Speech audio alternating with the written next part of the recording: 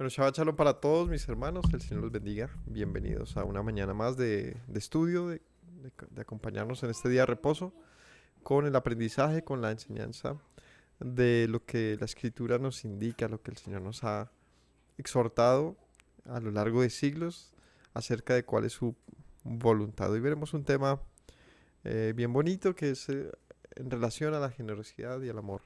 Hoy vamos a ver cuál es la voluntad del Señor en este sentido, ya que Él mismo es generoso y Él mismo es amoroso y ha expresado su amor de una manera eh, magnífica, de una manera muy importante. Y justamente hoy quiero compartirles de qué manera el amor de Dios se ha manifestado, ¿no? Para que lo revisemos, para que lo aprendamos, para que lo entendamos y para que también nosotros aprendamos de esto. Pues esa es la voluntad del Señor. En este sentido de la generosidad y del amor, pues como la he titulado, ha quedado esto como la generosidad, un fruto del amor. Entonces la generosidad procede de el amor y bueno, vamos a ver qué comentario tenemos el día de hoy. Veremos lo que corresponde a la parashá Vayekel, que estaba de Éxodo 35 al 38, y veremos un enfoque en relación a este asunto de la generosidad, que parte de un contexto de la construcción, el levantamiento del tabernáculo. Entonces, mm, el tabernáculo, como lugar de residencia del Señor, una habitación que el Señor ordenó construir en medio de su pueblo, con elementos de un gran valor, pero que sería también movible, por lo tanto, digámoslo así, una residencia temporal y que se pudiera movilizar con el pueblo. Y a este tabernáculo o a esta tienda de reunión sus materiales procedían del mismo pueblo. Por lo tanto, en la construcción de este lugar sagrado se requirió de elementos que procedían de la generosidad del mismo pueblo. Y hoy veremos esa historia, esa lectura de dónde se sacaron estos elementos y cómo se hizo para reunir todo ello para la construcción del tabernáculo. Así que sin más, vamos a orar y vamos a hacer nuestro comentario del día de hoy. Padre Celestial, te doy gracias por el día que nos brindas hoy, Señor, para buscarte, rogándote que habites en nuestro corazón, Señor, como una morada que hemos también dispuesto para ti, que con amor, Señor, con generosidad disponemos, Señor, para que tú la llenes, Señor, para que tú nos gobiernes, para que mores, Señor, en medio de un pueblo que te busca, Señor, un pueblo que te reconoce. Te doy gracias por tu amor y misericordia, porque para siempre tú eres bueno, Señor. Amén. Bien, hoy veremos a partir del capítulo 35. Vamos a hacer una lectura aquí eh, del primer párrafo, de la primera parte del capítulo 35, los primeros versos, ya que son interesantes para hacer un comentario. Como siempre, esta parashá o este corte bíblico en nuestro canal pueden encontrarlos en diferentes formatos. Hay un verso a verso, es decir, vamos a leer versículo por versículo, hacer un comentario. Ese no es el caso de hoy, pero en nuestro canal lo pueden encontrar en YouTube, La Verdad Te Hará Libre, y allí pueden entrar dentro del buscador y colocan Vayaquel. Ahí les aparecen diferentes, digamos, formatos de esta enseñanza. Hoy solamente dedicaré el esfuerzo de los comentarios a un grupo particular de esto, ya que son 3 capítulos bien extensos, donde se hace una enumeración de cómo se llevó a cabo la obra de la construcción del tabernáculo. No veremos todo eso, solamente un enfoque de algunos. Y como les mencionaba hace un momentico, aquí como arranca este capítulo parece que no tuviese nada que ver con el asunto, ya que va a hablar del día de reposo, pero sí tengo un comentario que hacer al respecto. Así que vamos a ir al capítulo 35, versículo 1 del libro de Éxodo. Agarren sus Biblias y acompáñenos. Dice así: Moisés convocó a toda la congregación, sí, de los hijos de Israel, y les dijo: Estas son las cosas que Yahweh ha mandado que sean hechas. 6 días se trabajará, mas el séptimo día os será santo día de reposo para Yahweh. Cualquiera que en él hiciere trabajo alguno morirá. No encenderás fuego en ninguna de tus moradas en el día de reposo. Bueno, es un pasaje curioso, ¿no? ¿Por qué es curioso? Pues por el contexto en que se presenta. Para recordar o saber cuál es el contexto, veamos el capítulo anterior. Y si recordamos de la parasha, lo que habíamos hablado, aquí es donde se narra cuando Moisés desciende del monte y encuentra que la nación estaba pecando, haciendo idolatría, entonces rompe las tablas de la ley. Luego viene, bueno, toda una historia en la cual Moisés finalmente vuelve nuevamente al monte. El Señor le entrega un nuevo pacto, digamos un pacto renovado. Renueva el pacto con su pueblo que había acabado de quebrantarlo. eh, y fue necesario una renovación del pacto para que pudiese mantenerse la misericordia del Señor sobre su pueblo. Y luego de eso, cuando Moisés desciende nuevamente con las tablas de la ley, hace unas advertencias acerca de la idolatría y habla de las fiestas anuales. Enseguida, el Señor le dice a Moisés que escriba todas las palabras del pacto con Israel y viene finalmente como ese sello del pacto, ¿no? Hace el llamamiento de los sacerdotes y aquí habla del día de reposo justo antes de empezar a hablar de la construcción del tabernáculo. Es decir, si nos fijamos en el orden de los eventos, una vez que el Señor decide renovar el pacto con un pueblo que evidentemente era duro de corazón, porque lo que había acabado de hacer era que 40 días después de que el Señor le manifestase que deseaba hacer un pacto con ellos, el pueblo ya había entrado en idolatría levantándose un becerro de oro, a la manera de los dioses egipcios. Pero el Señor decide renovar su pacto con el pueblo por causa de las promesas que había jurado a sus ancestros. Y también a sabiendas de que el pueblo tendría que aprender. Y que toda la nación, si bien era dura y difícil, no todos lo eran. Había un grupo de personas, había una porción del pueblo por quienes valía la pena mantener el pacto, a fin de que la nación en algún momento llegase a ser, digamos, esa luz que el Señor esperaba que fuese. Así que convoca a Moisés al pueblo y antes de hablarles de la ofrenda para el tabernáculo, ¿qué les dice? Esto es lo que Dios mandó. Así que les insiste acerca de lo que desde el principio de la salida de Egipto les dijo. ¿Cuál fue uno de los primeros mandamientos que se les da al Señor en medio de la salida de Egipto hacia la tierra prometida? ¿Cuál fue uno de los primeros mandamientos? Mandamiento de celebración continua, el Shabbat. Cuando ellos salen y cruzan el mar, prácticamente que apenas llegan a las aguas de Meriba, el Señor les da el Shabbat y les dice, les habla del maná, les da el maná y les habla acerca del día de reposo.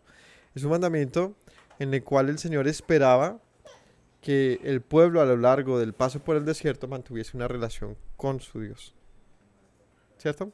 Que tuviese una relación continua, constante con Él. ¿Cada cuánto es el día de reposo? Cada 7 días. Si el Señor reinicia su pacto con el pueblo, era necesario que también se diese en las mismas condiciones que estaba antes. Y esto incluye, por supuesto, un día de reposo. Pero aquí vamos a ver que hay algo particular, ¿no? Dice que Moisés reúne al pueblo nuevamente, le dicen, esto es necesario que hagan, lo que el Señor ha mandado que se haga. 6 días se trabajará, el séptimo día será santo día de reposo para Yahweh. cualquiera que en él haga trabajo alguno morirá. No encenderán fuego en sus moradas el día de reposo. ¿Sobre qué se va a hablar a lo largo de estos pasajes? Sobre la obra del tabernáculo. ¿Ustedes qué piensan? ¿Ellos habrán hecho obra del tabernáculo en día de reposo? ¿Ustedes qué piensan? O sea, cómo era la obra del tabernáculo? Era tejer, era trabajo de carpintería, trabajo ¿cómo se llama esto? De orfebrería. Era un trabajo en el que se requerían todos los oficios conocidos, ¿cierto? em, ¿Cómo se llama? Como artesanales, incluso de un tipo de ingeniería, pues era una morada que necesitaba también un fundamento eh, sólido y grande y fuerte. En esta convocación en la que se llamó al pueblo para la elaboración del tabernáculo, quienes llevaron a cabo el tabernáculo, ¿cómo se habrá hecho esto? Es una pregunta válida, porque si vemos antes de que se ejecute todo esto, ¿qué dice Moisés? No se les olvide, el día de reposo es consagrado y se pueden trabajar todos los días de la semana. Cualquiera que haga trabajo alguno en día de Shabbat morirá. Y la pregunta que les mencionaba es, ¿eso incluiría la construcción del tabernáculo? Aquí se no encenderán fuego en sus moradas en el día de reposo. También es un mandamiento que, ¿cómo lo digo? Como que se suma, como que es de considerar. ¿Y por qué ahora les va a hablar del fuego en sus moradas? Yo lo que leo aquí, particularmente, más allá de si se puede o no prender fuego y cómo es el tema del fuego y qué se considera prender fuego, etcétera, es lo particular y está mencionando es tener todo listo. El día de reposo, más allá de una serie de prohibiciones o aprobaciones, es un tiempo señalado que tiene que ser separado. Si la nación tiene claro que tiene que ser separado, pues no tendría que estar improvisando dentro del día de reposo qué hacer y no hacer. Por ejemplo, el día del fuego, el tema del fuego, particularmente porque uno encendería fuego en un día de reposo. Para cocinar. Esa sería la razón principal en un día de reposo porque uno prendería fuego para cocinar, teniendo en cuenta que era un pueblo nómada, ¿cierto? Particularmente donde se está enmarcando esto, nómada. ¿Qué otra razón haría que prendieran fuego? Sentir calor. Pues igual pasar una noche de día de Shabbat en el desierto es muy fría. El desierto, sí, pero digamos la razón de por qué uno prendería un fuego. Para tener calorcito en las tiendas, para tener luz, supongo, no sé. Pero lo que menciona aquí es clave. ¿Es realmente esas las razones que llevaban al pueblo a tener fuego? Porque de noche, dice la escritura, que ellos tuvieron siempre una nube de fuego que les traía, por un lado, luz, porque podían ver, o sea, en la noche más oscura, igual podían, no sé cómo se vería, yo me imagino que sería una nube tipo cuando está el atardecer, que se ve rojiza por debajo, supongo que así se veía. Y les daba una protección también de calor, lo que significa que pues noches de frío realmente como que tampoco era lo que pasaba. Entonces si podían ver y tenían temperatura, digamos, porque habría fuego, la única razón que podría ser real es el tema de comer. Ahora, la prohibición de... Por eso, o sea, digamos que, ¿por qué alguien prendería fuego? Quizás para cocinar, digamos. Porque el maná también lo cocían, ¿no? Es decir, ya unas arepitas de maná, que tortica de maná, que el maná con frijoles, que hay de todo. Eso yo me imagino que había 100 y 1 maneras de preparar el maná, ¿no? Eso tenían hazlo tú mismo. Entonces, si esas son las probabilidades por las que alguien encendería fuego, veríamos también, porque es que yo conozco personas aquí, de mi patria, rolos que salen a tierra caliente y llevan medias y ruana para el frío. Y andan con chaquetas y uniforme. Porque andan con frío. O sea, por más de que haya calor, hay gente que le gusta el calorcito O no sé, siente que se le va a meter el chiflón. No, mentiras. Lo que quiero decir es que sí puede haber esta dureza de, pues yo sé que todo está bien, pero yo necesito mi fueguito. Y como una terquedad de, no lo necesitas, pero, pero como esa obstinación de sí lo quiero. Independientemente de lo que sea, la prohibición que se mantiene aquí es no lo enciendas dentro del día de Shabbat. Lo que significa que no necesariamente haga referencia a que no hubiese fuego, sino que no se preparase el fuego dentro del día de reposo. ¿En qué consistía encender fuego en día de reposo? O en cualquier caso, en esa época. La única manera que yo creo que alguien podría encender fuego en esa época, ¿cuál era? Dime. La manera de encender fuego. ¿Cuál? Y de mantener fuego. Dime. Era haciendo una fogata que muy seguramente se hacía recogiendo leños secos, yendo a buscar leños secos, em, teniendo algún tipo de fricción, de pronto con rocas que sacaran una chispa, o de repente los métodos de madera, de frotarla hasta que se genere fuego. No sé cuáles métodos ellos ya conocían, pero seguramente eran pocos y complejos todos, ¿no? ¿Han visto estas películas o estas series de supervivencia? Encender fuego es una terapia. Es difícil, es difícil. Cuando uno no tiene, obviamente, la experiencia. Pero, sin embargo, y aún los que la tienen, tienen su complique. Ahorita no, ahorita es muy fácil hacer fuego. Basta un briquet, unos fósforos. Hay muchas maneras. Bueno, otra vez, independientemente de si fuese o no complicado el punto, y el pasaje aquí es no lo enciendan. No significa que no se mantenga. Vamos a poner un ejemplo. ¿Dónde se encendía fuego un día de Shabbat? En el altar y en la menorá. En la menorá. O sea que si la menorá se encendía, ¿cuándo se encendía la menorá? Para la noche. Es decir, se encendía con el propósito que durante la noche estuviera encendido. Se encendía en la tarde. Lo que significa que una vez encendido, ¿qué tenía que hacer el sacerdote incluso? Cuidar que no se apagara, ¿no? Cuidar que no se apagase. Mm, Por lo tanto, vemos por un lado que no estaba prohibido que hubiese algo encendido en día de Shabbat. Ya hay una evidencia. O si había algún sacrificio o algo, como dicen, ¿será que los días de reposo habían sacrificios? Eran continuos, de mañana y de tarde. Y como dice Yeshua, si los sacerdotes en días de Shabbat servían y no por eso les era culpado de pecado por trabajar, o sea que sí, había un servicio. ¿Y cuál era el servicio de los sacerdotes? Principalmente ofrendas. O sea que sí. Y estos involucraban fuego. Entonces vemos que en esencia la prohibición no es el fuego en sí, sino es la actividad. Pues justamente aquí atrás estaba diciendo no se haga ningún trabajo. Ningún trabajo. O sea que entiendo yo que lo particular es la esencia del cómo se hace el fuego. Sin embargo, volvamos al punto de no se encienda. Y aquí viene algo, una reflexión para que tengamos.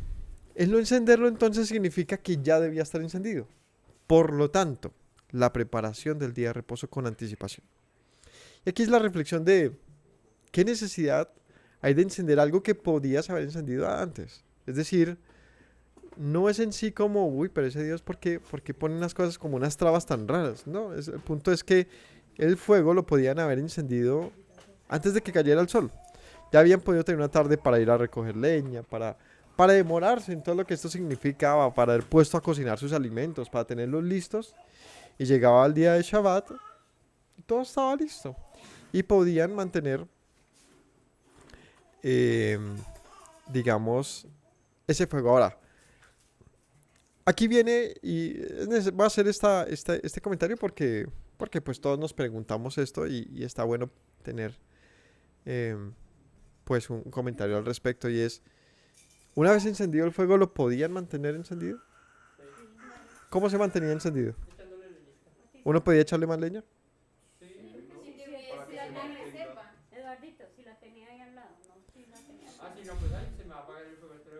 Bueno, la tradición dice que no. La tradición dice que, por eso, vamos a verlo. La tradición dice que no se podía. Es decir, ¿por qué? Porque otra vez es como echarle más combustible equivale, la tradición, según la tradición es como volverlo a encender, es como, ¿sí? Eh, lo que significa que no podías ni echarle más aceite a un fuego que llevaba ese aceite, ni más leña. Y por lo tanto, una parte, supongo, no sé si toda, pero una parte de la tradición judía, me refiero a la tradición judía, el día de Shabbat si inicia, por ejemplo, las velas, si se encienden es hasta que se consuma y no hacen nada para que se avive, sino pues hasta que se consuma. Es decir, no con ella encienden otra, o no sé de qué otra manera se pudiese, igual un candelabro o alguna candelabro de aceite, por ejemplo, no le echan más aceite. Em, lo hacen, o leí que lo hacen de esa manera. Em, Además, también leí que la tradición indica, y bueno, y en la pregunta y en un lugar de invierno, lo cual en Europa es muy común, ¿cómo se hacía? Sí, o sea, hay una gran parte de nuestra tierra que tiene unos inviernos fuertes, ¿no? Hablemos de un judío en Rusia, para allá, hay lugares muy fuertes. ¿Qué pasaba en un invierno? Entonces, la tradición, ¿no? Una parte de la tradición dice, pues, bueno, es que el mandamiento es para vida, no para muerte. Entonces, si es un asunto de supervivencia, pues obviamente puede encender fuego. ¿Cómo? Si se va a morir por no encender fuego, pues que lo encienda. Bueno, pasa lo mismo. ¿Qué hay que analizar? Lo mismo. Y es la preparación previa de un día de Shabbat. Donde, si en el caso de Rusia, por ejemplo, si hay invierno, pues no da solamente los sábados, da toda una época. Lo que significa que desde el viernes, pues ya tendría que tener su fuego encendido. Es decir, no necesita entrar el sábado a prenderlo. Ahora, hay situaciones que seguramente, ahorita no tanto, es que ahorita ha cambiado todo y ahorita ya hay un sistemas de calefacción y hay de todo. Pero hace que 50 años, yo creo que esto era muy complicado. Y hoy hay lugares en los que se vive el invierno y la situación, digamos, ¿cómo se le llama esto? De la evolución tecnológica de algunos sectores sigue siendo muy mínima, ¿no? Ajá. Hay lugares, digamos, por toda esta situación que está pasando en Gaza, uno de los grandes miedos de muerte ahorita es que ahorita llega el invierno. Y allá no hay manera de resistir eso. Y está cercana pues a Israel, es decir, comparten un invierno similar. ¿Y cómo le van a hacer si no hay casas, si no hay nada? Pues haciendo hogueras, supongo. Entonces hay situaciones complicadas de las cuales habría mucho por debatir y muchas opiniones que dar. Pero fuera de eso, entre lo común, y hay que entender el contexto del pasaje. Es un pueblo que estaba yendo hacia la tierra prometida, al cual el Señor le estaba diciendo, tranquilos, ¿no? Yo estaré con ustedes. ¿No? Porque este era el principio que enmarcaba el día de Shabbat. Y era un Dios que estaba con su pueblo, que aún en la noche y aún en la oscuridad les brindaba calor y les brindaba luz. Entonces, dentro de ese contexto, el asunto de encender fuego más se ve como el menosprecio por Dios. ¿Por qué? El pasaje donde el Señor ordena la ejecución de un hombre que estaba recogiendo leña evidenciaba que aunque el Señor les había dicho, yo les doy el maná en su día de reposo para que no les falte, él había menospreciado eso y ese hombre había menospreciado eso y él prefería sus métodos y sus maneras antes que atender a la voz del Señor. Así que, en conclusión, y no quiero calificar o descalificar la tradición, lo único que quiero decir es que acerca del fuego en el día de Shabbat nos habla de un asunto y es de la preparación. Que todo en nuestro día de Shabbat esté listo, que todo esté listo, las comidas listas, que sea un asunto de simplemente servir, que si tenemos la manera de, de, de calentarlas y tenerlas, que nada de estas ejecuciones signifique un trabajo. Tengamos clave que el mayor énfasis de este pasaje es que el día esté consagrado y que todo esté listo. Por eso cada vez que, por lo menos en nuestra manera, cada vez que nosotros preparamos nuestro día de reposo, el viernes tenemos todo listo, tenemos unos microondas y simplemente le damos play y eso en un minuto ya están listos para servir. Tratamos de que todo sea fácil y rápido de compartir. Bueno, ese era un pequeño comentario. Preparemos el día de Shabbat. Ahora, versículo 4. Y aquí ya entramos en el tema de la generosidad. Habló Moisés a toda la congregación de los hijos de Israel diciendo: esto es lo que Yahweh ha mandado. Tomad de entre vosotros ofrenda para Yahweh.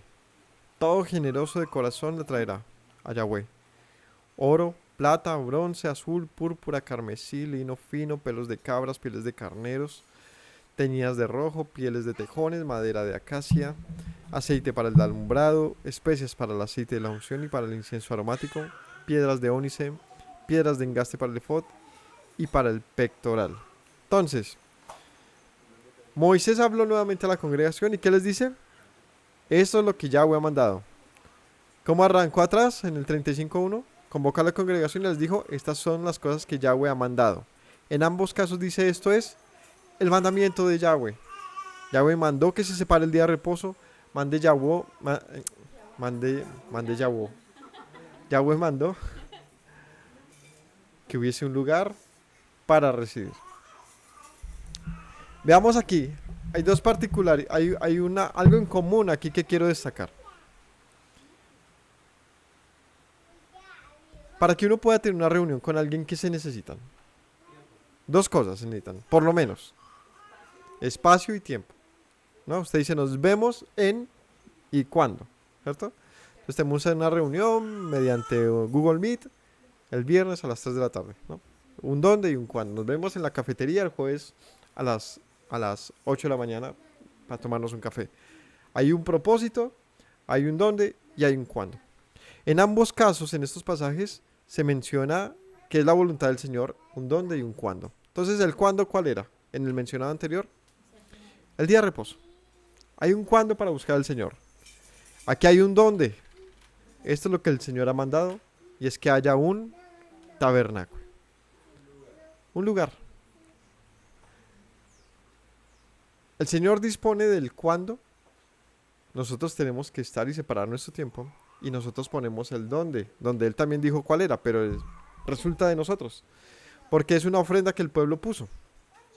En ambos casos, el tiempo y el espacio es voluntario. El Señor dice el dónde y el cuándo, pero nosotros tenemos que disponer de ello. El Señor no lo toma obligado, no lo arrebata, no lo quita, ni tampoco lo puso, ¿no?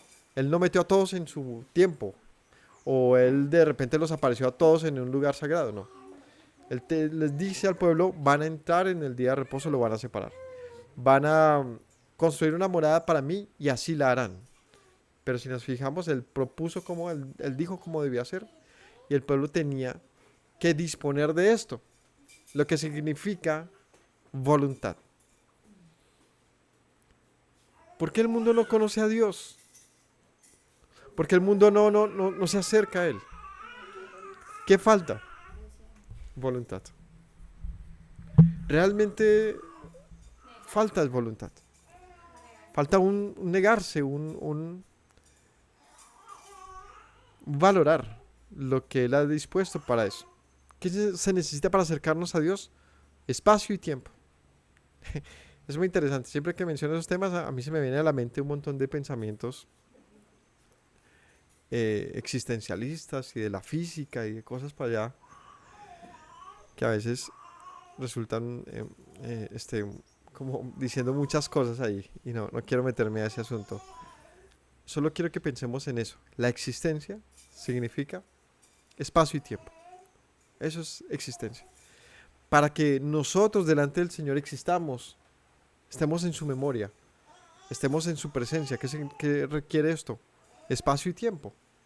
El Señor, ¿qué ha pedido de nosotros? Espacio y tiempo. No, en serio, tengámoslo aquí, vea. Si nosotros nos llevamos esto hoy al corazón, lo meditamos, nos llevamos una de las grandes claves del acercarnos a Dios, que de pronto no habíamos visto de esa manera.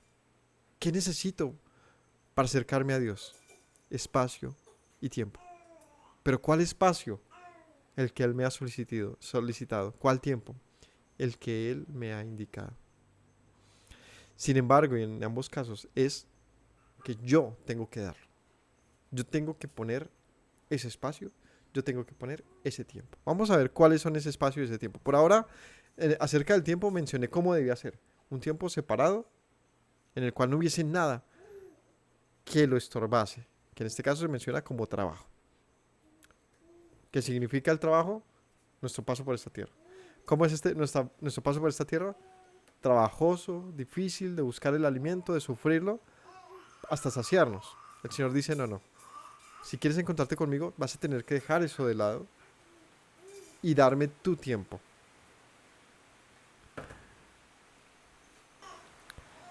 Entonces, requiere de espacio y tiempo que nosotros tenemos que disponer para brindarle al Señor con generosidad. Vamos a ver hasta qué punto. Dice en el versículo 4, y habló Moisés a toda la congregación de los hijos de Israel diciendo, esto es lo que Yahweh ha mandado. Tomad entre vosotros ofrenda para Yahweh, todo generoso de corazón traerá Yahweh.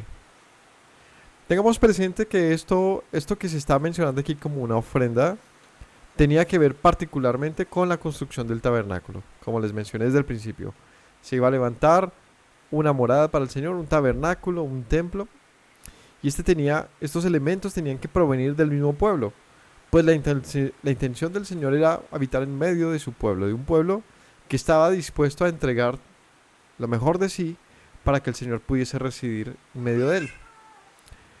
¿Cómo se hacía? Bueno, el Señor dice, tomen de entre el pueblo una ofrenda para el Señor. Las palabras que aparecen aquí en hebreo como ofrenda es terumá, que es un presente, algo que se ofrece al Señor, ¿no? Algo que se eleva delante de Él, es algo que se presenta. Todo generoso de corazón. La palabra para generoso es también voluntario, es la palabra nadiv. Nadiv. Se traduce como algo grande, algo generoso, algo como un capitán, como algo noble. Se debía presentar delante del Señor y dice que de corazón, lo que habla de la intención, de la voluntad. En esencia, algo que se ofrece abundantemente, que procede ¿de dónde? Del corazón. Que procede del corazón. Eso se debía traer delante del Señor. Es decir, que no se traía de una manera obligada, ni coaccionada, ni porque tocase, ni se daba las cantidades, sino que cada uno voluntariamente, según su corazón se lo permitiera, debía traer una ofrenda que se constituiría en la construcción de la obra del tabernáculo. Entonces, versículo 5 del capítulo 35 dice, tomad de entre vosotros ofrenda para Yahweh, todo generoso de corazón la traerá. Y como mencionábamos, eso significaba el construir un tabernáculo, una morada del Señor, con lo mejor. ¿Qué se pedía? Oro, plata, bronce, azul, púrpura, carmesí, que estos son tintes, lino fino, pelo de cabras, pieles de carneros, teñidas de rojo, pieles de tejones, madera de acacia, aceite, especias, incienso y piedras.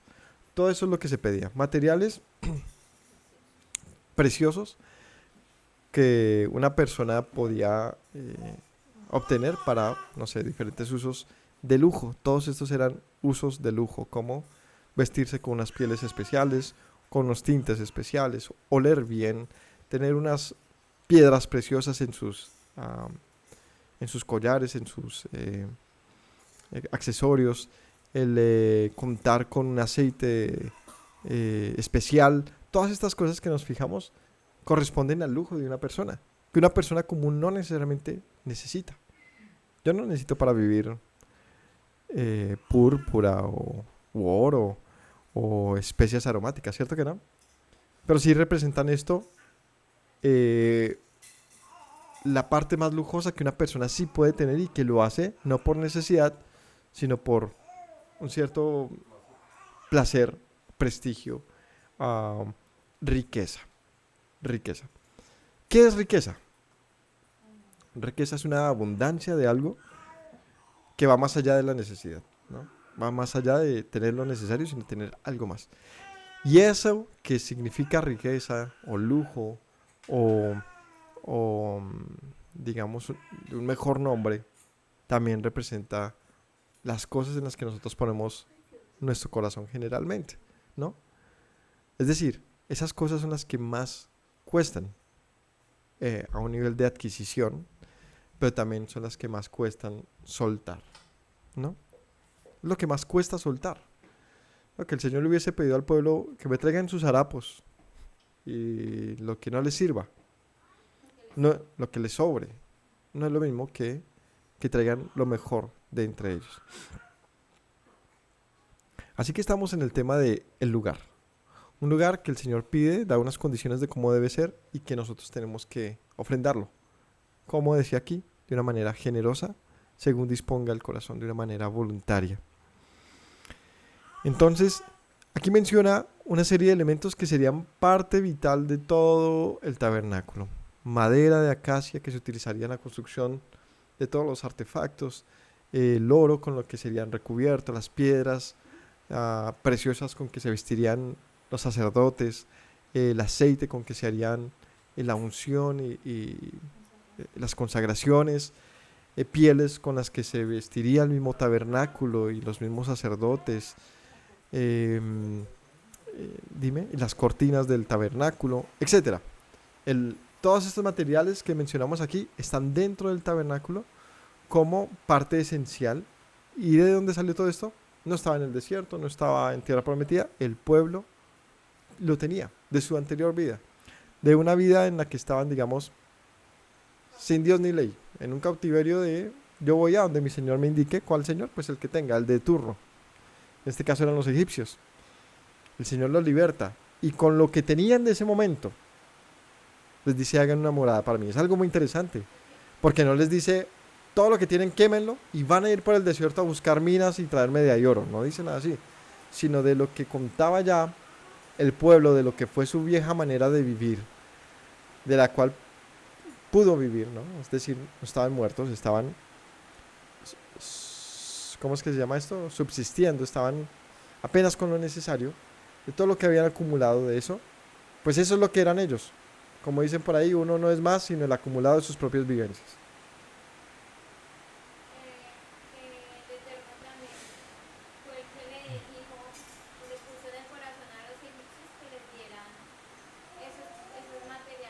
Sí. Entonces ellos salen con una riqueza, pero me refiero a que ellos la traían ya. O sea, no tuvieron que salir a buscarla en el desierto, sino que todo lo que el Señor les solicita, ya contaban con ello desde la salida de Egipto. Sí,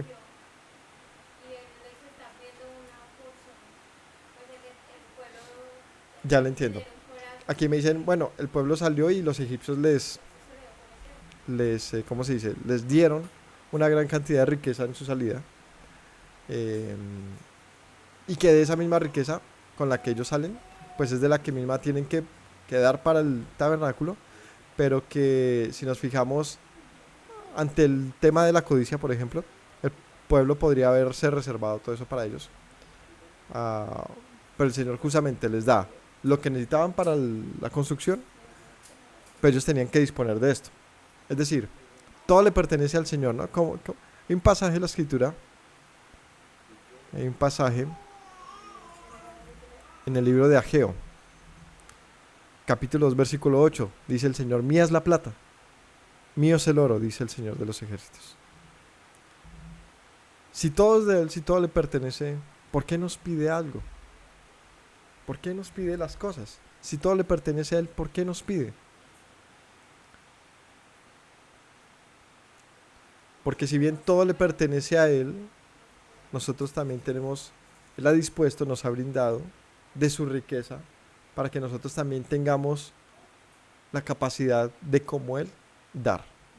Es interesante, pero el dar nuestro ni siquiera es tan original, porque en lo que nosotros podemos dar ni siquiera nos pertenece. Es decir, en esencia no lo creamos, no depende de nosotros. Todo depende del Señor.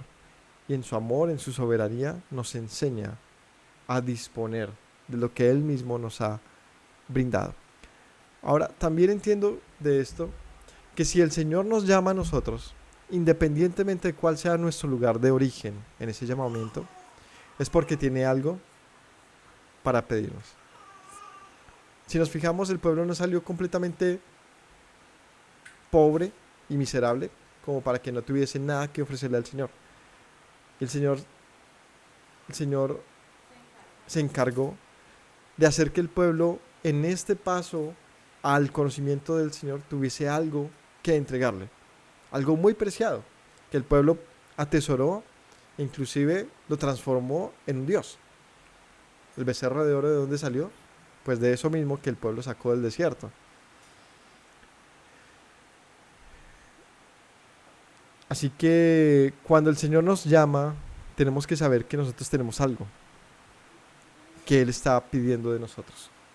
Hay algo en nosotros que Él espera que nosotros pongamos a su disposición, con generosidad, con abundancia. Y eso precioso que Él se encargó a lo largo de nuestra vida de brindarnos es útil para que Él more en medio nuestro. Así que, sí, el pueblo menospreciado, más pequeño, insignificante de la tierra, tenía algo que darle a su Dios. Y este algo dependía de la voluntariedad y generosidad del mismo pueblo,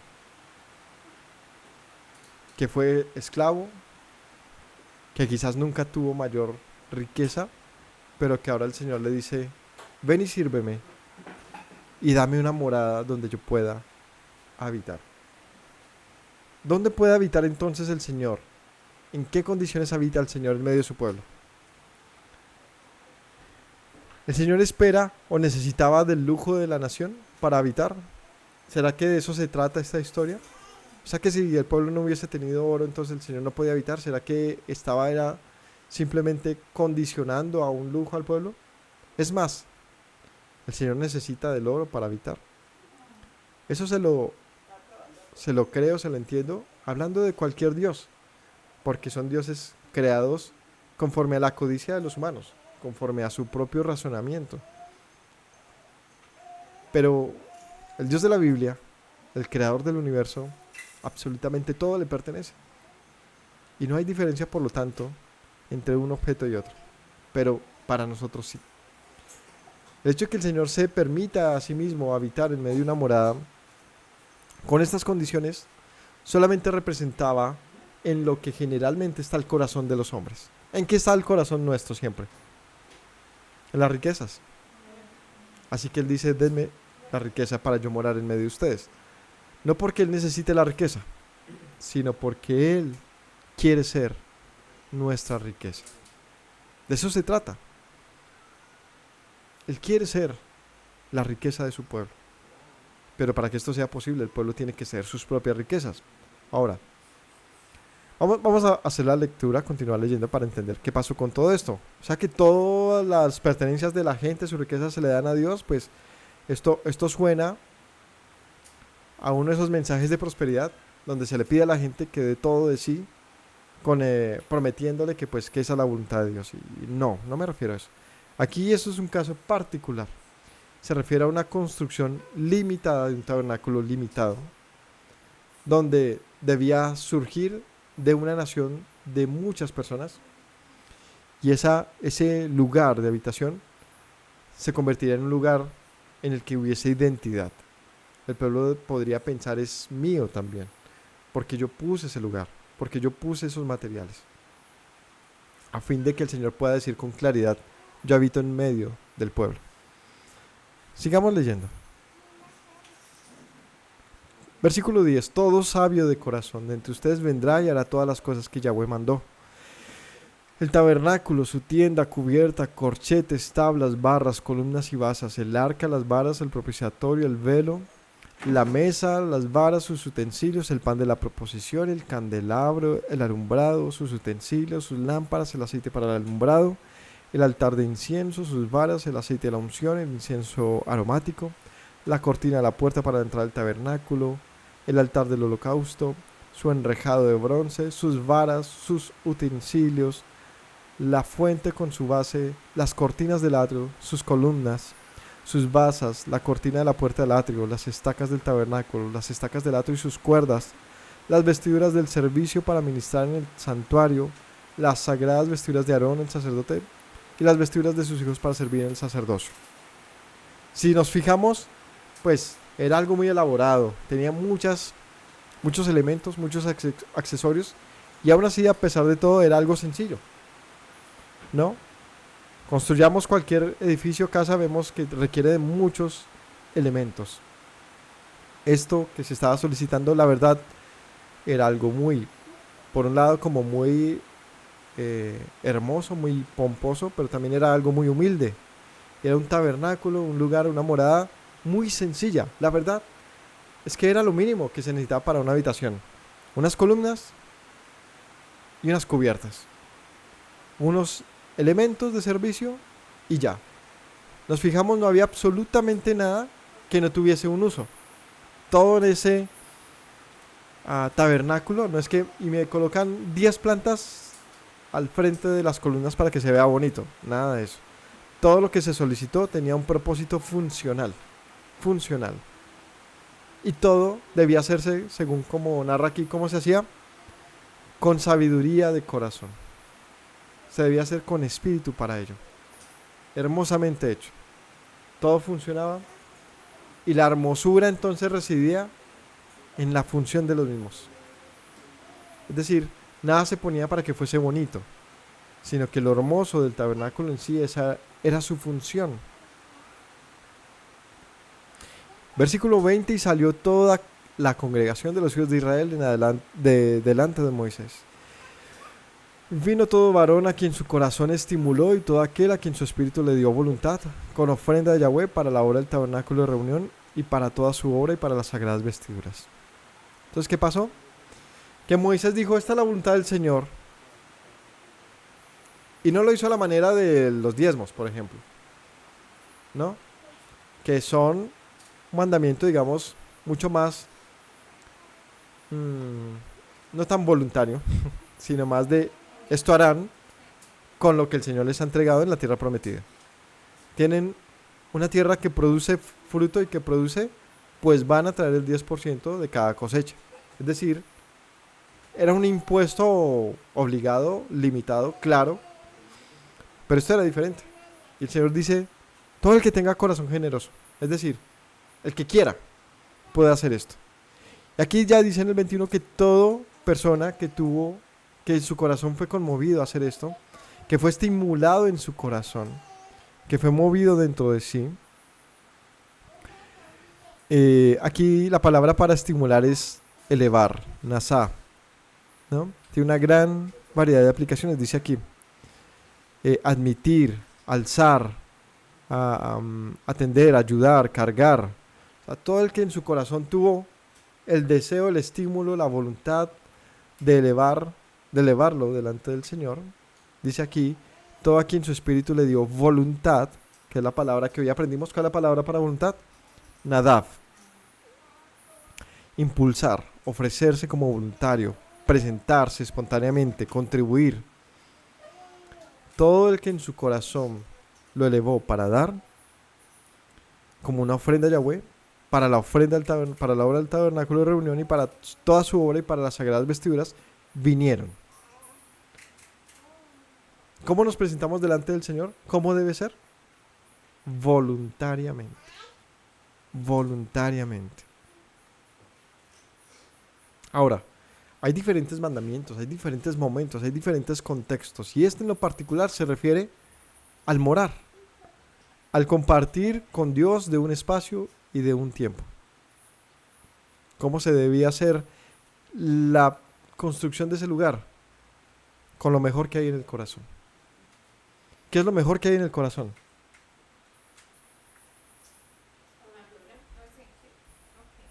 ¿Qué es lo mejor que puede dar un corazón? Amor. Lo más grandioso que puede residir en un humano, y que es una razón filosófica muy interesante, y una pregunta filosófica muy interesante. Es la capacidad de amar. Es la capacidad de hacer algo con una motivación que no necesariamente está condicionada a la codicia, al tener, al obtener algo a cambio, sino que está relacionada con un ceder, ¿no? Una frase que alguna vez por ahí escribí que decía, querer y amar no es lo mismo, porque querer es querer lo del otro y amar es dar lo mío. Cuando tú amas es diferente de querer, ¿no? En el español sí se hace mucha diferencia de yo te quiero al yo te amo, ¿no? Porque yo te quiero es, en esencia, es eso, yo quiero lo tuyo. Y cuando dices yo te amo es yo te doy lo mío. Hay algo muy valioso en el corazón del hombre y es la capacidad de amar. Y amar siempre, siempre tiene un fruto. ¿Cuál es el fruto del amor? Del amor verdadero. La generosidad. La generosidad es la capacidad de hacer todo en abundancia. Te perdono en abundancia. Te doy en abundancia. ¿Cierto? Todo lo que uno puede hacer cuando hay amor es realmente diferente y es abundante. Así que el Señor movió el corazón de la gente, fue movido el corazón de la gente para dar entonces abundantemente. ¿Por qué alguien le daría abundantemente al Señor a menos que le hubiese dado, le hubiese concedido el hecho de, bueno, sabemos bien que este pueblo no entendía mucho a Dios, pero hubo unos que sí fueron estimulados en su corazón a decir, yo quiero que Él esté en medio de nuestro. Yo quiero valorar que me ha sacado de mi esclavitud. Y no me sacó con las manos vacías, sino que me ha dado también la capacidad de retribuirle y darle el lugar donde yo necesito que Él esté. ¿Por qué alguien se movería a aceptar, brindar lo mejor de sí, de sus posesiones, para que un Dios desconocido habitase? A menos de que hubiese dentro de él algo de amor y de fe. Para creer que ese Dios que requería esto podría saciarle y abundarle mucho más de lo que le hubiese dado. Es decir, quienes dieron todo esto sabían o habían entendido de alguna manera que ellos no estaban perdiendo nada, sino que lo estaban ganando todo. Porque haber dado esto significaba que podía el Dios de sus padres, morar en medio de ellos. ¿Qué hubiese pasado si nadie hubiese brindado de su riqueza para que Dios morase? ¿Qué hubiese pasado? Pues que Dios no habría morado en medio de ellos. No habría lugar para habitar. Pero esta señal de que hubiese alguien que se levantara y hubiese dicho, yo pongo de mi oro, de mi plata, de mis riquezas para que Dios habite, demostraba la razón de por qué fue un pueblo escogido. No era el mejor, seguramente era muy complicado, pero el hecho de que hubiese algo de voluntad, de permitirse que un Dios desconocido habitara en medio de ellos, por un acto de gratitud, de fe, de esperanza, de amor, era suficiente para que Dios dijese, yo moraré en medio de ellos. 22. Así que vinieron hombres como mujeres, todos voluntarios de corazón, trajeron cadenas, arcillos, anillos, brazaletes, toda clase de joyas de oro, presentaban ofrenda de oro a Yahweh. Todo hombre que tenía azul, púrpura, carmesí, lino fino, pelos de cabras, pelos de carneros, tenías de rojo, pieles de tejones, lo traía. Todo el que ofrecía ofrenda de plata o de bronce traía a Yahweh la ofrenda. Todo el que tenía madera de acacia la traía para toda la hora del servicio. Además, todas las mujeres sabias de corazón hilaban con sus manos y traían lo que habían hilado, azul, púrpura, carmesí o lino fino. Todas las mujeres cuyo corazón impulsó en sabiduría hilaron pelo de cabra. ¿Saben qué es hilar?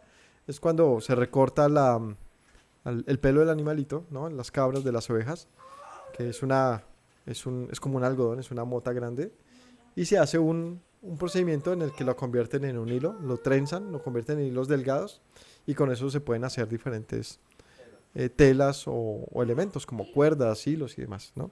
Entonces hilar es convertir toda esa mota en unas hebras largotas, en hilos. ¿Lo hicieron cómo?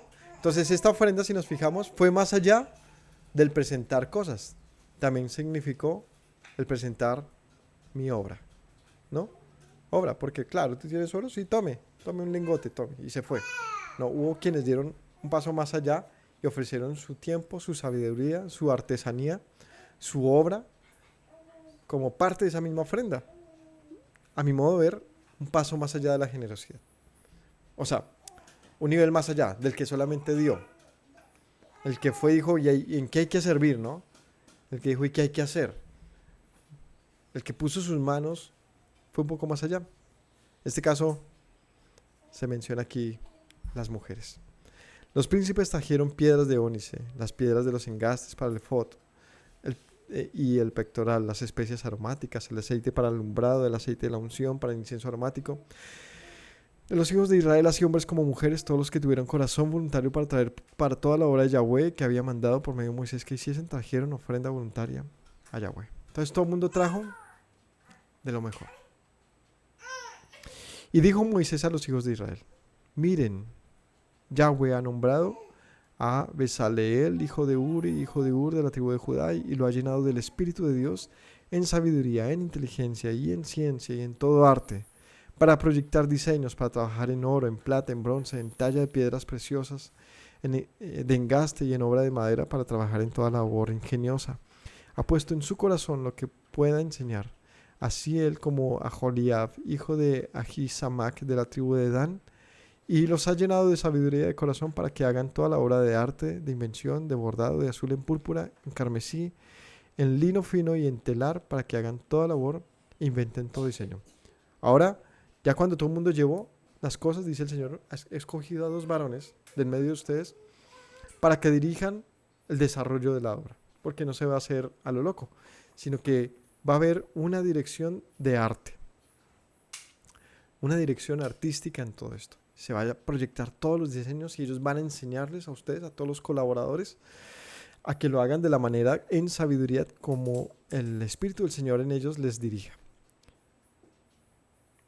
Entonces aquí viene otro punto. Entonces estamos hablando, si yo quiero que el Señor more en medio de mí, necesito presentarle 2 cosas. ¿Cuáles son?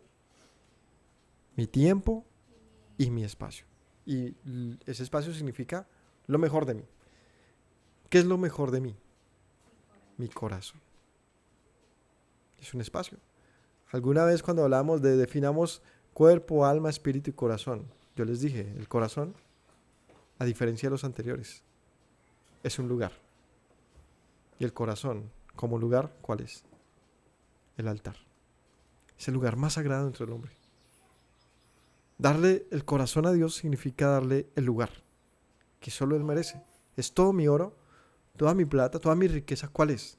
Mi corazón. Es el lugar sagrado en el que el Señor ha decidido habitar. Y esperaba eso. Por eso dice, yo no quiero su oro, yo quiero su corazón. El corazón del pueblo se manifestaba en lo que daban. Por eso, aquí aprendemos un principio. Para saber de lo que hay en el corazón, ¿qué tenemos que ver? El fruto. ¿Y cuál es el fruto de lo que hay en el corazón? La generosidad. La generosidad. Tú puedes conocer lo que hay en el corazón de alguien o acercarte a lo que hay ahí viendo su capacidad de entregarse, de brindarse, de generosidad, por lo tanto. Es importante que nosotros nos evaluemos en este sentido, no solamente veamos cómo anda el otro, sino yo.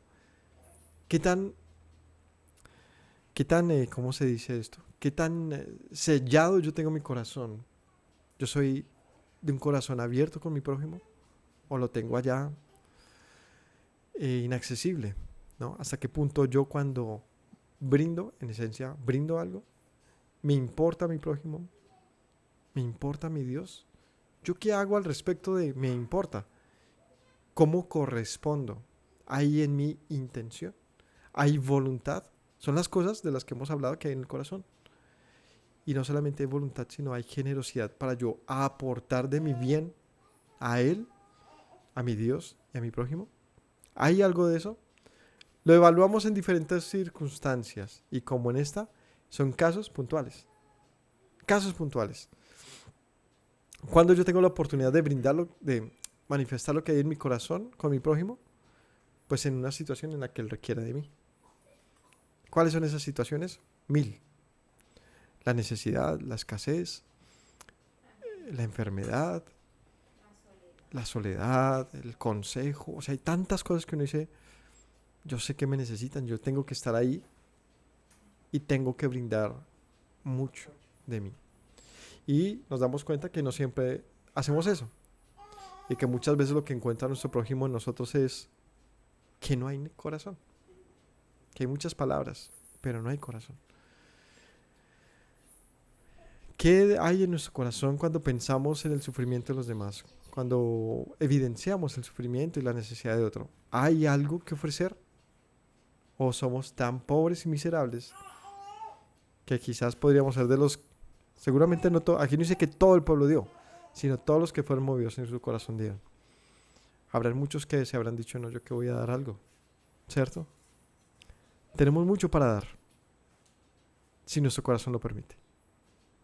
Así pues, Bezaleel y Aholiab, capítulo 36, todo hombre sabio de corazón a quien el Señor dio sabiduría e inteligencia para saber toda la obra del servicio del santuario, harán todas las cosas que ha mandado Yahweh.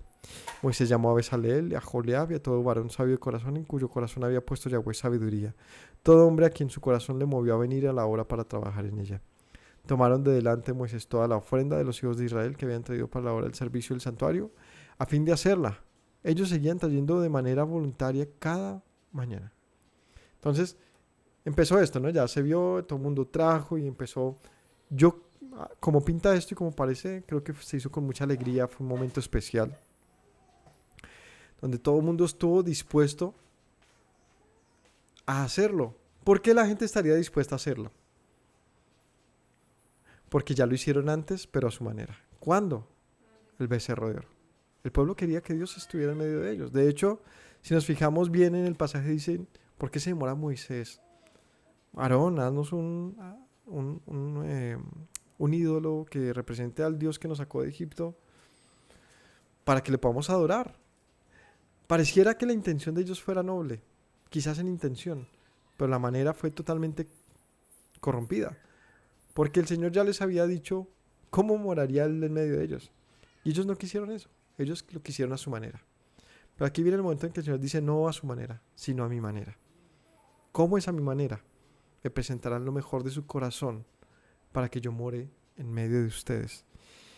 Y la disposición del pueblo, al parecer, pues corresponde a la anterior. Y es que ellos sí querían que, pues que este Dios, desconocido para ellos aún, pues morase en medio de ellos. Y atendieron al llamado.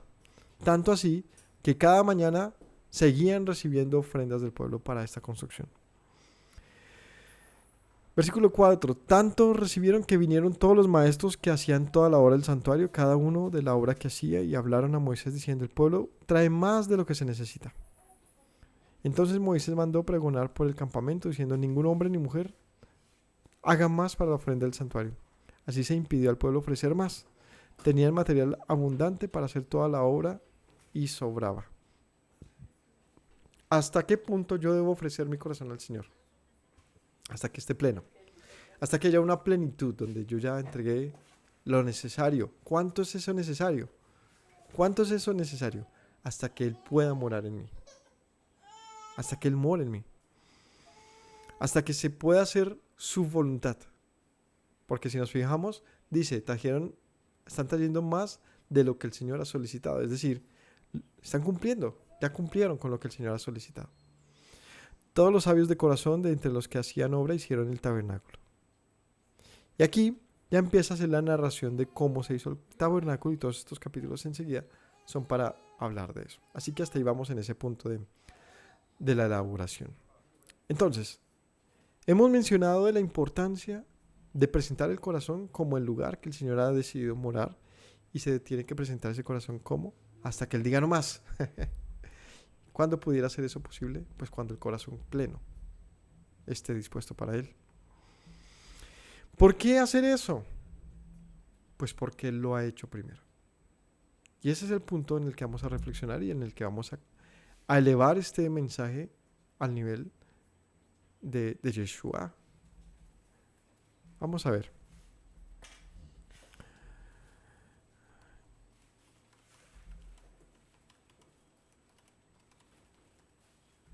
Entonces, veamos algunos versos. El verso, quizás uno de los versos más notorios, más aprendidos que nosotros tengamos, es el que aparece en Juan 3:16. ¿Cómo dice este verso? Porque de tal manera, y es que si nos fijamos en la construcción de este texto, pretende demostrar lo mayúsculo que es. Pretende demostrar lo imposible de replicar.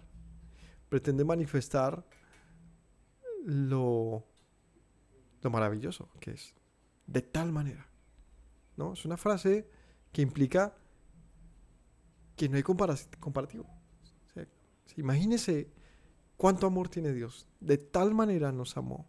Dice aquí el verso entonces, porque de tal manera amó Dios al mundo, hasta tal punto, que ha dado a su Hijo unigénito, el único que comparte con Él su esencia, para que todo aquel que en Él cree no se pierda, sino que tenga vida eterna.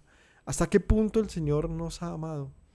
Sino hasta disponer de la vida, su Hijo. Yeshua es la vida, para que todo el que en Él cree no se pierda, sino tenga la vida.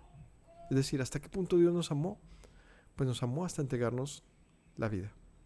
¿Y esta vida quién es? Sino Yeshua. Puso la vida a fin de que nosotros tengamos vida. Pero ¿de qué manera puso la vida? Sino de la manera más gráfica y evidente posible. ¿Cómo? Poniendo la vida hasta la muerte. Eso es de hecho una singularidad de la cual se ha escrito tantos libros y tantos comentarios, de tratar de entender y también de anunciar con mucho énfasis el nivel del amor de Dios. ¿Hasta dónde está el amor de Dios? Pues hasta poner la vida de su Hijo. Muchos dicen, ay, pero ¿por qué no puso su propia vida? ¿Por qué va a poner la de su Hijo? No entienden la naturaleza de Dios. Solamente quiero decir esto de momento. Cuando haces ese razonamiento es porque estás partiendo de un prejuicio. Y en este prejuicio hay mucha ignorancia de quién es Dios. Para entender por qué puso la vida de su Hijo y no la misma de Él, como si ese fuese en sí un argumento, no lo es, porque no se puede argumentar eso. Justamente porque esa pregunta evade la esencia de quién es Yahweh y quién es Yeshua.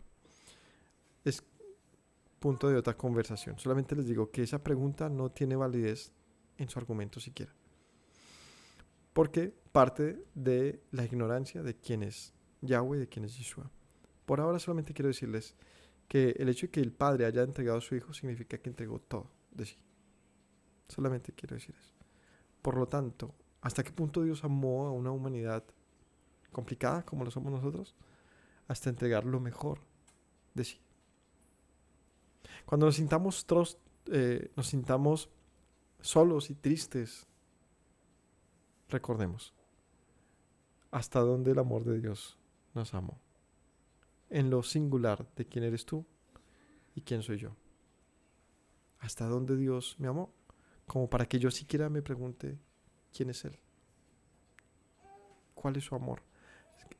Esto es tan parecido como cuando un hijo muy orgulloso sale adelante y termina siendo un gran, no sé, presidente de una gran corporación y todo, y se le olvidó sus padres, por alguna razón. Y algún día se sienta a hablar con su abuela, con sus tías, y le cuentan de su historia. Y le dice, ¿te acuerdas cuando tu papá, no, hacía esto y aquello, y tu mamá hacía esto y aquello por ti? Es decir, el hecho de que tú estés aquí, en gran parte es el resultado de un gran esfuerzo de tus padres, ¿no? Cuando ese hijo se olvida de eso y solamente ve a una mamá que no representaba mayor, ¿cómo se llama esto? Como un punto a seguir porque quizás lavaba trastes en otras casas y el papá quizás era simplemente, que ya suena feo decirlo así, pero así es como se piensa, simplemente un vigilante, o un taxista o un barrendero. Y el simple hecho que uno se refiera así a sus padres ya demuestra que no entendió nunca todo el valor de lo que ellos estaban haciendo. Pero ese simplemente ser una ama de casa o una no sé, vendedora de dulces en la calle. Hay tantas labores que hacen muchas personas con tal de tener algo que llevar a sus casas para que estos hijos muchas veces crezcan con rabia contra sus padres porque porque eso era lo que le podían brindar, ¿no? Es muy miserable. A veces solamente crecemos llenos de rabias de nuestra infancia por lo que nuestros padres no hicieron bien y dejamos de ver todo lo que sí estaban haciendo. Pues así pasa con Dios. Crecemos con rabias con Él por no entender lo que está haciendo y dejamos de ver lo que es claro, que sí ha hecho. ¿Y qué hizo el Señor? De tal manera nos amó que dispuso de su propia existencia a fin de que nosotros vivamos. Si alguien piensa que Dios quiere nuestra muerte, se equivoca. Dice la Escritura, ¿Dios quiere la muerte del impío?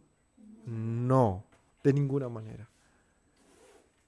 Dios quiere que se arrepienta a fin de que viva. Y nosotros nos andamos menospreciando a nosotros mismos. Y nosotros nos andamos sintiendo muy solos. Recordemos, nada de eso. Nuestro Creador ha dispuesto de todo a fin de que vivamos. Él quiere que entendamos el nivel de su deseo por nosotros, a fin de que nosotros podamos, con reciprocidad, con gratitud, con amor, con comprensión, devolverle también entonces nuestro deseo. Mirad con cuál amor nos ha amado el Padre. Miremos con cuál amor nos ha amado, para que entonces, cuando Él dice, dame tu corazón, hijo mío, no me lo niegues, nosotros no digamos, yo te lo brindo, pero es como un gran complejo, ¿no? El corazón parece una colmena de abejitas lleno de cavidades, de hexágonos. Y el Señor dice, bríndame tu corazón. Y tú le dices, yo te brindo este hexágono, solo este. Y el resto de la colmena, ¿no? Llena de zumbidos. El Señor quiere toda la colmena. ¿Por qué podemos devolverle entonces algo al Señor? Porque lo ha dado todo ya para que eso sea posible. Como les mencionamos en el pasaje, el pueblo salió con todo lo necesario para entregarle al Señor una habitación. Ellos no salieron a mirar de dónde se encontraban esas cosas, no, lo tenían. ¿Por qué podemos devolverle amor a Dios? ¿Por qué podemos amar a Dios?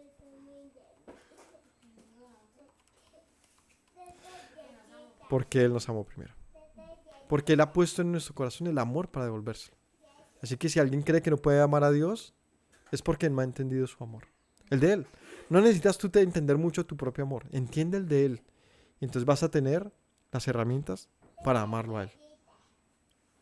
¿Me hago entender, mis hermanos?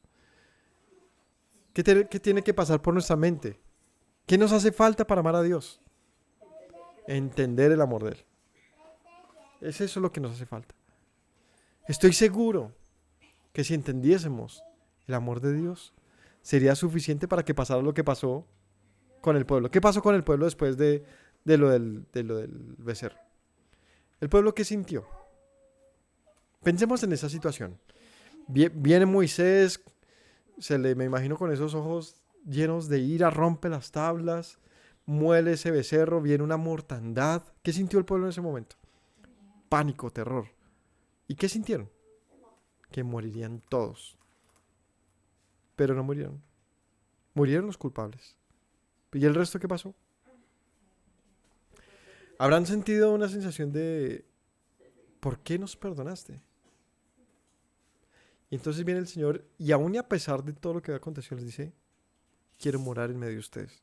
Yo creo que es un poco chocante si lo analizas. Si tú dices, Él está muy rabioso con nosotros, pero aún así, a pesar de todo, dice, quiero morar en medio de ustedes. Nos haría preguntarnos, ¿por qué? ¿Por qué Dios desea habitar en medio de una humanidad tan difícil? Que Él mismo reprueba todo el tiempo. ¿Saben por qué? Porque hay esperanza. Y esa esperanza está aquí, dentro de nosotros. Nosotros mismos lo desconocemos. Por eso hablaba, lo mejor del tabernáculo no vino a los cielos. Era todo lo que cada uno dispuso en su generosidad Por lo tanto, como era lo mejor del pueblo, era digno de lo mejor del universo. Lo mejor del universo podía morar ahí, no por el oro, no por las piedras preciosas. Por favor. Si el Señor casi que le hace una risita así como un poco sarcástica a David. Ay, tan lindo mi Da Vinci. Diciendo que quiere hacerme un aposento mayor que los que hay en el mundo. El universo no me contiene. Y se lo dice con todo el amor. Por eso entiendo, no era el oro del tabernáculo lo especial. No era, ni siquiera, no era nada. ¿Qué era lo único especial del tabernáculo? ¿De dónde procedía? ¿Y de dónde procedía? De la generosidad del corazón de un pueblo, ojo, pecador. Eso es lo maravilloso de todo esto, mis hermanos.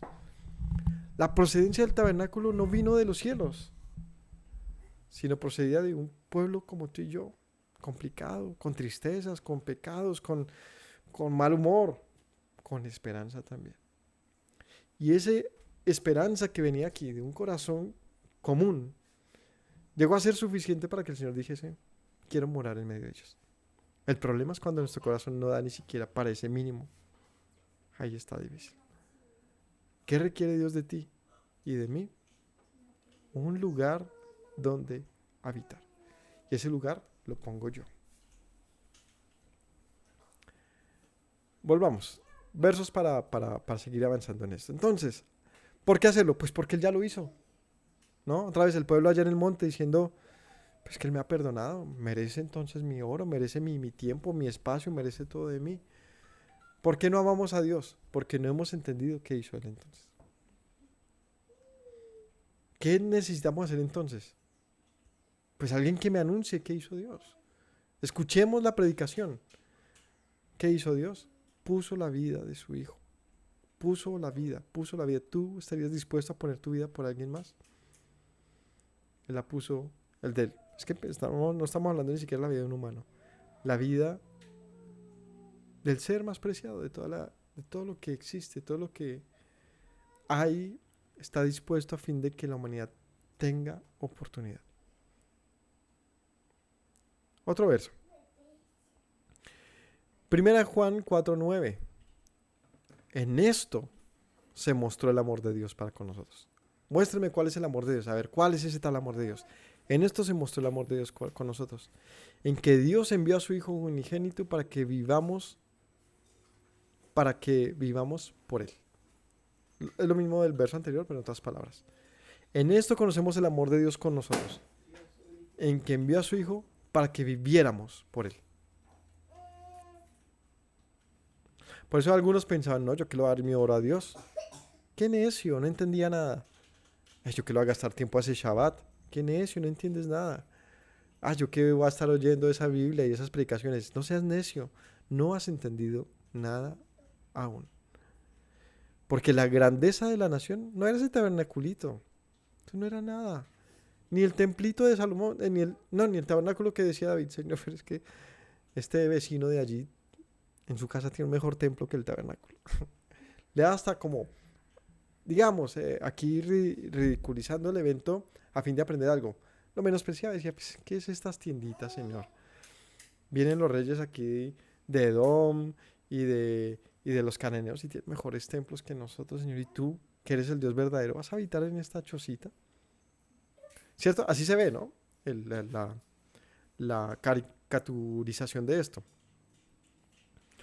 No te fijes en qué tan bueno o qué tan elaborado es tu corazón como para que Dios habite en él. Él solo pide que sea tu corazón. Esa es la condición, que sea el corazón. Romanos 5:8. ¿Qué dice Romanos 5:8?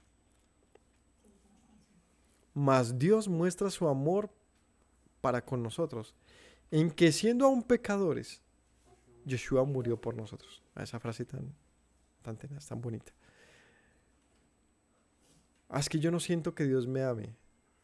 No, lo que pasa es que no lo has entendido. Es que yo siento que mi mamá no me ama. ¿Por qué? Pues nunca está conmigo. ¿Y dónde está? Pues se la pasa trabajando todo el día allá como sirvienta. ¿No te ama? Pues yo estoy viendo otra cosa. Que si ella no trabaja, tú no tienes para comer. O sea, sí te ama, de pronto no como quisieras, pero estás menospreciando lo que ella con mucha dificultad y con mucho esfuerzo hace para que tú estés en lo mejor que ella puede. Un ejemplo, ¿no? Es decir, el hecho de que no entendemos el amor de Dios nos hace ingratos, nos hace feos. Pero ese hijo que entiende el valor de sus padres y dice, uy, mi mamita le tocaba tan duro. Ese que habla así de sus padres y dice, no, a mi papá le ha tocado durísimo. Sí, yo no siento que sea tan amoroso y lo que sea, pero yo sé que le ha tocado muy duro. Y se refiere a ellos con conciencia de lo que les ha dificultado todo lo que hicieron por uno. Eso es valioso. ¿Cuánto más si no hubiésemos nada feo y dijésemos, pues que el amor de Dios no tiene parangón, no hay manera de compararlo, no hay nada que se compare al amor de Dios? ¿Por qué? Porque yo entendí que Él estuvo dispuesto a dar todo de Él, o sea, lo mejor del universo, a fin de que yo, un insecto, el polvo del universo, pueda entenderlo y pueda apreciarlo. Y eso es la vida. Dijo Yeshua, la vida eterna es que te conozcan a ti y a mí a quien tú has enviado. Dice, esa es la vida eterna. Es el conocimiento de esto, es entender esto. Esa es la misma vida en sí. Así que Dios muestra su amor con nosotros en que, siendo aún pecadores, el Mesías murió por nosotros. Romanos 8:32. Son versículos para que los aprendamos, porque la verdad es que son oro. El que no escatimó ni aún a su propio Hijo, sino que lo entregó por nosotros, ¿cómo no nos dará también con Él todas las cosas? Y aquí viene una reflexión mayor que hace Pablo. Mira, si Dios no escatimó, o sea, no se guardó para sí, no se reservó lo mejor de Él, o sea, su Hijo, a fin de que tú vivas, ¿tú crees que Él va a tener problema en darte algo más? A veces pensamos que Dios es tacaño, que Dios no tiene algo para compartir. Otra vez, pero qué necio eres de pensamiento. No lo conoces. Él ya ha dado lo mejor de Él, lo que significa que el resto, que es entonces nada. ¿Qué problema tiene Él en ofrecerlo o en brindarlo? ¿Qué estamos hablando de qué? ¿Cuál es la palabra clave de hoy? Generosidad. Generosidad. ¿De qué nos dio el Señor? Todo. Es que Él es todo. Y el todo se dispuso para que la nada exista. Tan bonito eso. Pensar en eso. En el Creador brindándonos su todo para que nosotros la nada cobremos vida. Juan 6:33. Porque el pan de Dios es aquel que descendió del cielo y da vida al mundo. El pan del cual el Señor dice, dalo con generosidad, Él mismo lo brindó a fin de que el mundo pleno que estaba muerto viviese. Así que el Señor, con toda autoridad, puede decirnos a nosotros, sus hijos. Capítulo 2 de Corintios, 2 de Corintios capítulo 9-7. Podemos entender la exhortación de Pablo, lo cual es la voluntad del Señor en este asunto. Así que cada uno dé, como propuso en su corazón, no con tristeza, ni por necesidad, porque Dios ama al dador alegre. Y en este caso, ¿de qué se está hablando? De una ofrenda que se recogía ¿para quién? Para los necesitados. 2 Corintios 9:7. Así que hasta este punto quiero decir que ¿cómo podemos manifestar que hemos entendido el amor de Dios? Siendo generosos con el mundo también, entonces, con mi prójimo y obviamente con Dios, ¿no? Dándole primeramente mi corazón como lugar. Señor, mora en mi corazón. Yo necesito que mores en mí. Yo no quiero allí nada puesto. ¿Qué va a poner en ese corazón? ¿Qué va a endiosar allá? No seamos tontos. ¿Qué vamos a poner? Cosas que con el tiempo, con la época, mueren.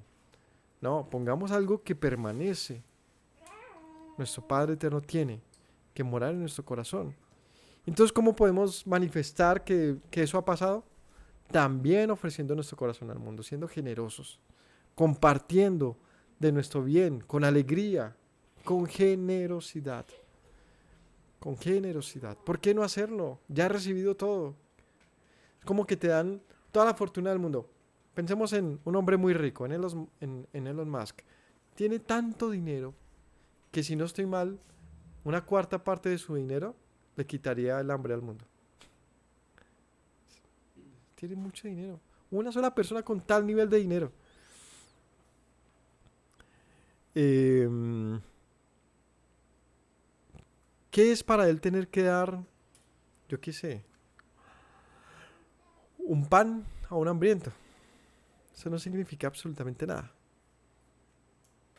Bueno, ahora nosotros somos ese Elon Musk. Hemos recibido todo la generosidad de Dios. Todo lo que, o sea, poniendo en comparación el dinero de Elon y el poder que tiene a lo que hemos recibido de Dios, su Hijo. Para que nos cueste brindarle el pan a una persona, por favor, no seamos tan miserables. Para que nos cueste compartirle de nuestro dinero, de nuestro mercado, de nuestro tiempo, de nuestras palabras a alguien más, por favor, dejemos de ser tan miserables. Porque en el ejemplo, nosotros somos ese Elon Musk con todo en nuestros bolsillos. ¿Y qué es ese todo? Dios. Si yo tengo el todo de la existencia que es Dios en mí, ¿por qué me cuesta brindar una miserableza? Porque soy tan duro. A menos que, y aquí viene la palabra difícil, no tenga a Dios en mi corazón. Es la única lógica respuesta. No tengo nada. Sigo vacío porque no tengo nada para dar. Porque si tuviese algo para dar, evidenciaría que Dios sí está en mi corazón. No nos engañemos. Así que, mis hermanos, con esto quiero cerrar esta enseñanza. Nosotros, en conclusión, el Señor nos ha dicho cómo va a morar en medio de nuestro. Y ese morar en medio nuestro significa que la vida. Es el propósito máximo de que el Señor escoja a su pueblo. ¿Cuál es? Vida. Pero ¿cómo puede darle vida a su pueblo? Se requieren tres cosas para que el pueblo viva. Se requiere tiempo, se requiere un espacio, y esos dos los dispone el hombre. El tiempo lo dispone Dios y el hombre, es decir, Él también pone su tiempo. Pero hay un tercero que es la clave, y es que el Señor lo habite. Es decir, su presencia continua, permanente, por lo tanto diríamos su espacio y tiempo. Si queremos que el espacio-tiempo de Dios esté en medio de nuestro espacio y tiempo, tenemos que disponerlo. ¿Y cómo se debe hacer? Como Él ha dicho, y con generosidad. Y eso significará que seremos los más dichosos, afortunados, bendecidos y ricos en este universo. Una riqueza que no se mide con oro, ni con cuentas llenas de dinero, que se mide con abundancia aquí en el corazón. Así que, mis hermanos, la abundancia que hay en el corazón se manifiesta siempre. Espero que la manifestación de esa riqueza que es Dios en nuestro corazón no sea una codicia o una arrogancia o una, no sé, un odio por los demás, una miserableza de, de, de no poder compartir lo nuestro, sino que al contrario, que se evidencien que nosotros, siendo así escasos, humildes, tengamos tanto para compartir que los demás se asombren y digan, Dios está contigo. Mis hermanos, que el Señor los bendiga. Gracias por acompañarnos hoy. Reflexionemos en todo lo dicho hoy y que entonces Yeshua more en nuestro corazón. Shalom para todos.